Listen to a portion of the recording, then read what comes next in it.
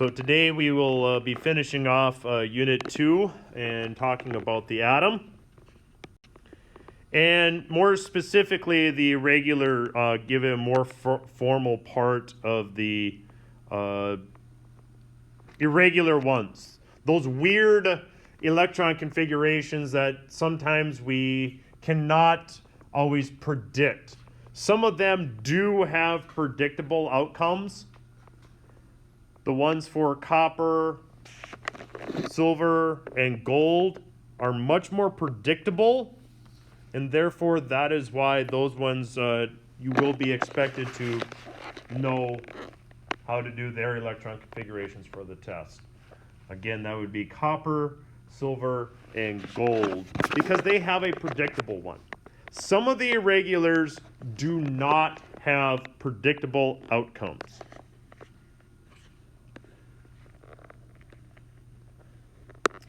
And there are some errors on here.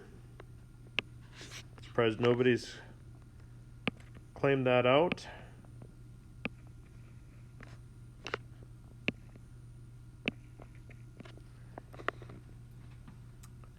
And why do those things happen? It all comes down to how close those energy levels are.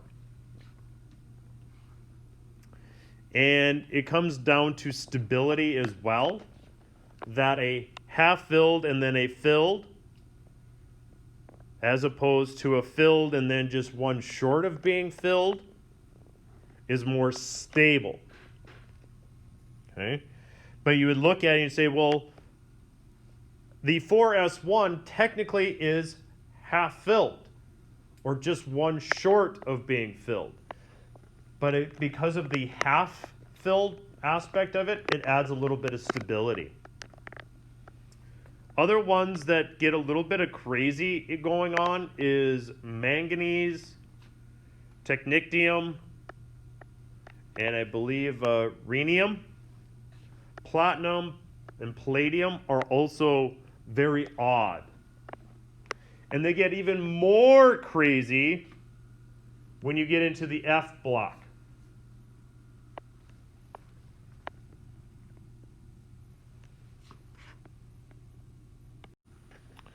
All right, so let's try a few of these out and kind of do this is what I would predict them to be, as opposed to then we will show what they actually are, because that sometimes I think is where we can learn some things from the guessing what we think should happen as opposed to what actually ends up happening in this.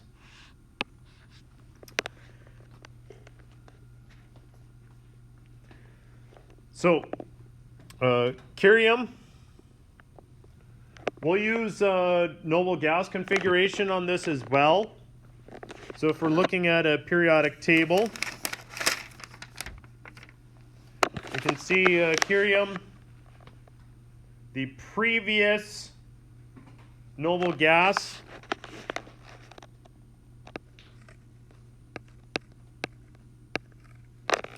would be xenon.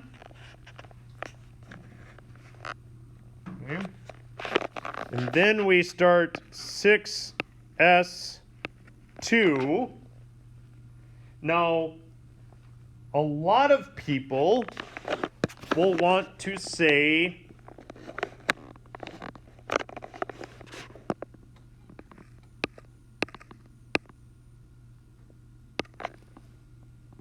for F1 next.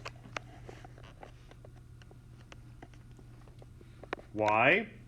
Because technically, Curium is the first one in the F block, as we can see, right?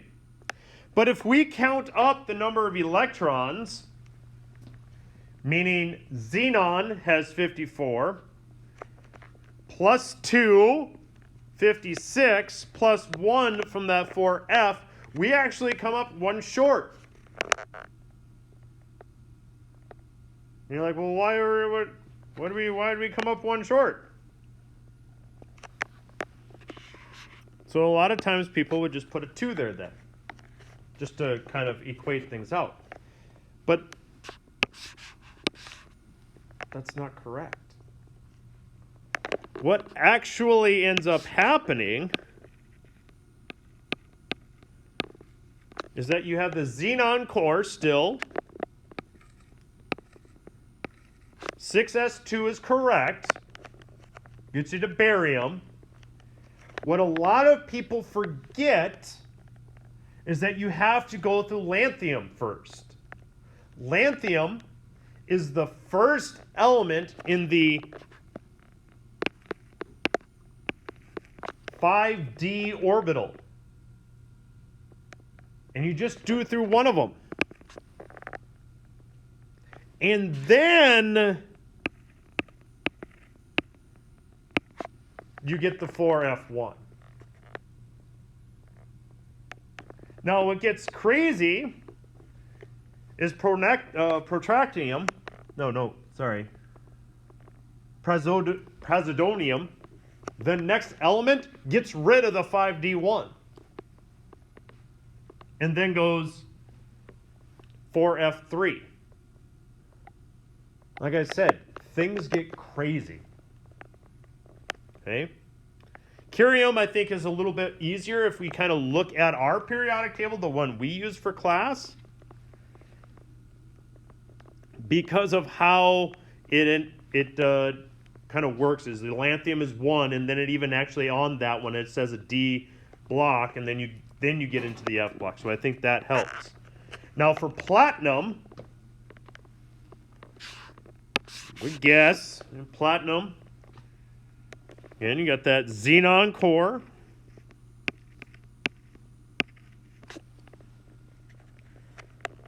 It's in the 6th row, which means you would 6s2.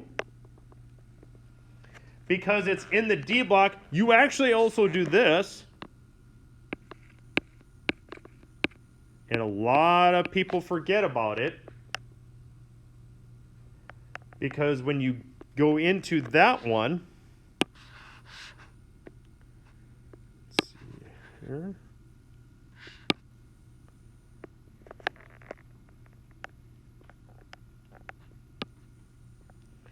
When you go into this one, we can see that you go down into the F, barium, then you go down in there through the F block, then come back into the D block to get to platinum. Okay? You go through something right here, that means you have an F block to add in there. Okay?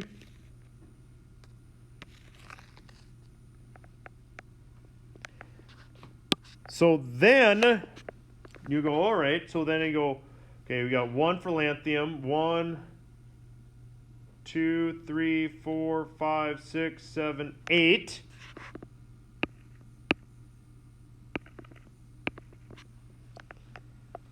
And you're like, wow, that should be right. However, it's not. Now, some of us might go like, okay, then I bet you I know what it is. I bet you 2 of those from the S go into the D to give you a full D block. And you'd be thinking in the right probably frame of mind. However, this one's really weird.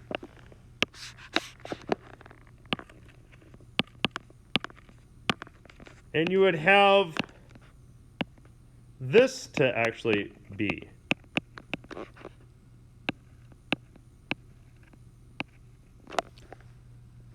Now, to me, I don't even understand why this is stable, being 1 short of the full D block, as opposed to a half-filled S block.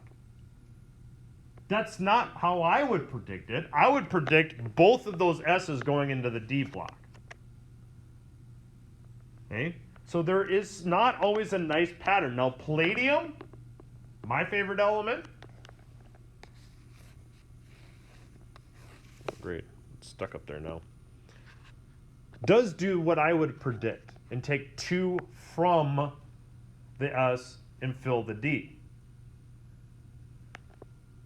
But that's not what they do. I don't understand the why.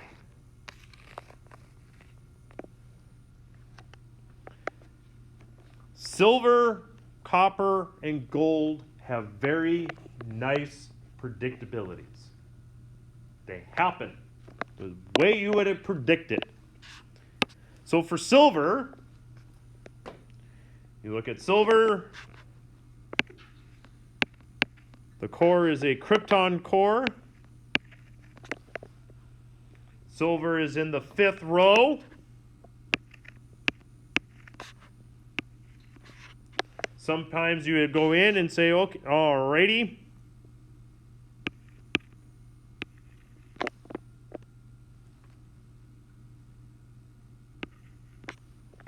And we can see that, wow, that's just 1 short. Because what actually happens, I think to me, it makes sense. And that it adds some stability. I think of it as here, you can have this one just to complete your set because I'm more mature and can handle being just 1 short instead of and having only half of what I need.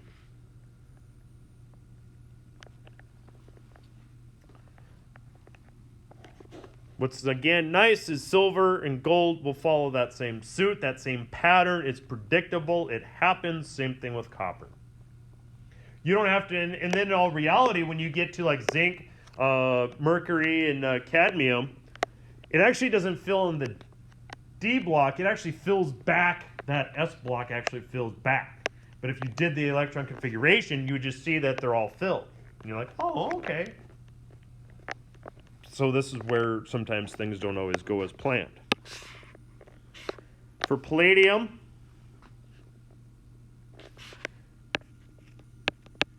krypton core, 5s, 2, 4d, 8 is what we would look at on the periodic table to get.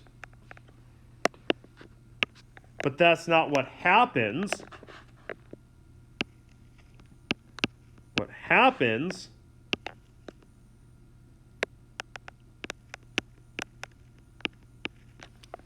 is that.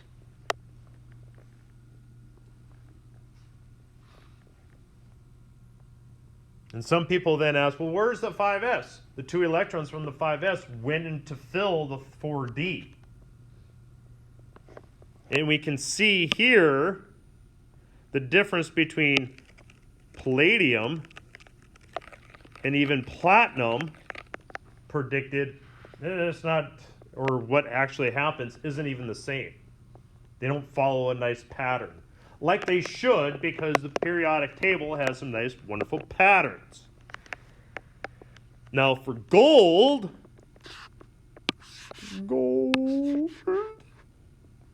we would expect xenon core, 6s2, 4f14, because again, that's how we do it. We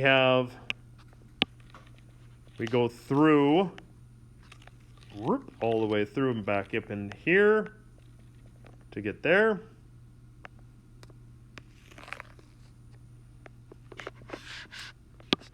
Then we would guess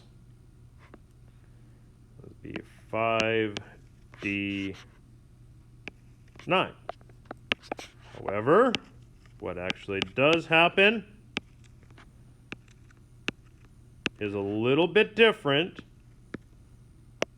than what we predict, but I think we can see a pattern, and I like us to be able to predict the nice predictable ones that have a nice pattern. Not the random weird ones that are you look at and you're like, oh, okay. The only way that you would know those is because, for some Trivial Pursuit or Jeopardy question on chemistry.